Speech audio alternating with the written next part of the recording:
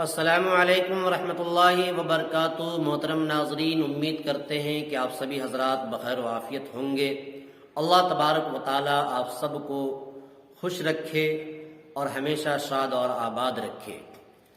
بے زبانوں کو جب وہ زبان دیتا ہے،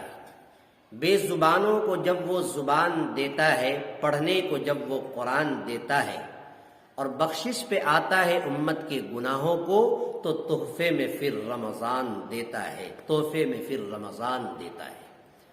وبہ نستعین، اما بعد، فاعوذ باللہ من الشیطان الرجیم، بسم اللہ الرحمن الرحیم۔ ایاما معدودات، فمن کان منکم مریضا او علی سفر فعدۃ من ایام اخر،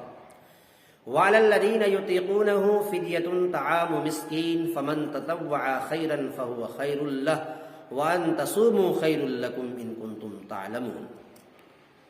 شہر رمضان الذی انزل فیہ القرآن ھدی للناس وبینات من الھدی والفرقان، فمن شہد منکم الشہر فلیصم، ومن کان مریضا او علی سفر فعدۃ من ایام اخر، یرید اللہ بکم اليسر ولا یرید بکم العسر، وَلِتُكْمِلُوا الْعِدَّةَ وَلِتُكَبِّرُوا اللَّهَ عَلَى مَا هَدَاكُمْ وَلَعَلَّكُمْ تَشْكُرُونَ۔ حضرات محترم، سامعین کرام، ناظرین کرام، جیسا کہ گزشتہ ویڈیو میں نے آپ کے بیچ ایک بات رکھی تھی قرآنی آیت کے تعلق سے کہ اللہ تبارک و تعالیٰ نے فرمایا کہ ایمان والوں کے اوپر روزے کو فرض کیا گیا، جیسا کہ اس سے پہلے لوگوں کے اوپر فرض کیا گیا تھا، تاکہ تم متقی اور پرہیزگار بن جاؤ۔ اب آئیے، میں نے آپ کے بیچ دو آیت کریمہ پڑھا ہے۔ سب سے پہلے میں اس آیت کریمہ کا ترجمہ آپ کو سناتا ہوں، اور پھر مختصر وضاحت رمضان المبارک کے مقدس مہینے کی اور روزے کی اہمیت اور فضیلت اللہ تبارک و تعالی نے اس آیت کریمہ کی روشنی میں کیا رکھا ہے میں آپ کو بتاؤں گا۔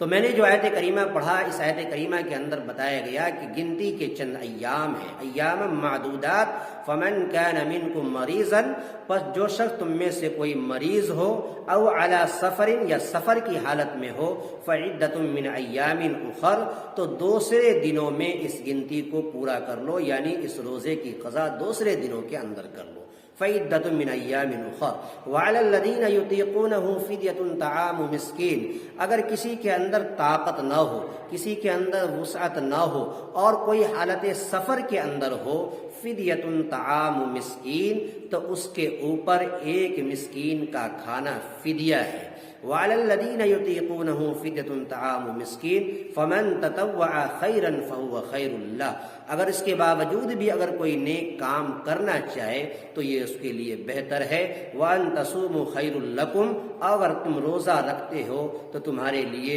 بہتر ہے اگر تم جانتے ہو۔ شہر رمضان الذی انزل فیہ القرآن،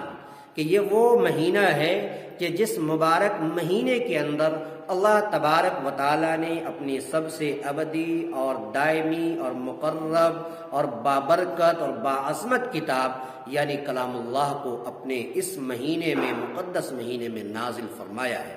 وَبَيِّنَاتٍ مِّنَ الْهُدَى وَالْهُدًى لِلنَّاسِ وَبَيِّنَاتٍ مِّنَ الْهُدَى وَالْفُرْقَانِ، جو ہدایت ہے لوگوں کے لیے اور حق اور باطل کے درمیان تمیز اور فرق پیدا کرنے والی کتاب ہے۔ من الہدی والفرقان، پھر آگے کہا فمن شہد منکم الشہر، کہ جو شخص اس مہینے کو پالے، جو شخص اس مہینے کا استقبال کر لے، جو شخص اس مہینے کے اندر داخل ہو جائے تو اس کو چاہیے کہ روزہ رکھے، فلیصم، ومن کان مریضا او علی سفر فعدۃ من ایام اخر، اور جو شخص مریض ہو، حالت سفر میں ہو، تو پھر اتنے ہی گنتی یعنی اتنے ہی دن کا روزہ آپ دوسرے دنوں کے اندر میں پورا کر لیں۔ فعدۃ من ایام اخر، یرید اللہ بکم اليسر ولا یرید بکم العسر، کہ اے لوگو، اللہ تبارک و تعالیٰ تم پر آسانی چاہتا ہے، تم پر آسانی کا معاملہ کرنا چاہتا ہے، تم پر پریشانی اور تنگ دستی ہرگز نہیں چاہتا. ولا يريد بكم العسر ولتكملوا العدة ولتكبروا الله على ما هداكم ولعلكم تشكرون، تاکہ تم گنتی کو پورا کر سکو اور تم اللہ تبارک و تعالیٰ کی بڑائی اور عظمت اور کبریائی بیان کرو، اس بات پر کہ تم کو اللہ نے ہدایت دیا. وَلَعَلَّكُمْ تَشْكُرُونَ، تاکہ تم اللہ تبارک و تعالیٰ کا شکر ادا کر سکو. ناظرین کرام، اس آیت کریمہ میں اللہ تبارک و تعالیٰ نے اپنے روزے کے فرض کو بتایا اور ان کے فلسفے کو بتایا ہے. باری تعالیٰ کتنا عظیم الشان ذات ہے کہ کبھی بھی اپنے بندوں پر جو دشواری نہیں چاہتا بلکہ آسانی کا معاملہ کرنا چاہتا ہے. اور فرما دیا کہ جب بھی تم میں کا کوئی شخص اس مہینے کو پا لیتا ہے، رمضان المبارک کا استقبال کر لیتا ہے، تو چاہیے کہ اسے روزہ رکھے اور روزے کا احترام کرے. اور اگر کوئی روزہ نہیں رکھ سکتا، یعنی کہ اگر کوئی مریض ہے، مسافر ہے، حالت سفر میں کسی کو جانا ہوا، کوئی سفر کے اندر نکل گئے یا اس کے اندر طاقت نہیں ہے، مریض ہے وہ، تب بھی اللہ تبارک و تعالیٰ نے اس کو یہ اختیار دیا کہ ایسے شخص کے اوپر اللہ تبارک و تعالیٰ نے ایک مسکین کا کھانا فدیہ رکھا ہے. لیکن بعض حضرات ایسے بھی ہوتے ہیں جو حالت سفر کے اندر چاہتے ہیں کہ ہم روزہ رکھیں،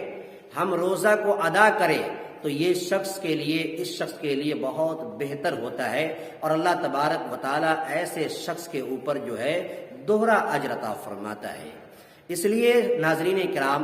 میں آپ کو یہ بتانا چاہتا ہوں کہ بڑے ہی محبت کے ساتھ اور بڑے ہی الفت کے ساتھ اللہ تبارک و تعالیٰ نے ہمارے اوپر اپنا نظر کرم فرمایا ہے. اس لیے ہمیں اور آپ کو رمضان المبارک جیسا مقدس مہینہ دیا ہے. لہذا ہم میں سے ہر ایک شخص کی یہ ذمہ داری بنتی ہے کہ ہم اور آپ اپنے تمام غفلت کی چادروں کو چاک کرتے ہوئے اس رمضان المبارک کی قدر کریں، کیونکہ اللہ تبارک و تعالیٰ نے اس مہینے کو اپنے تمام انوار و برکات کے ساتھ ہمارے اوپر بھیجا ہے اور اس مہینے کو ہمارے اور آپ کے لیے بخشش کا سامان بنایا ہے. ہم میں کا خوش نصیب ہے وہ لوگ جو رمضان المبارک کا مقدس مہینہ پا لیتا ہے اور اب اللہ تبارک و تعالیٰ کے سامنے توبہ اور استغفار کر کے اللہ تبارک و تعالیٰ کو راضی کر لیتا ہے اور اپنی بخشش کروا لیتا ہے. میرے دوستو، میں آپ کو بتاؤں کہ رمضان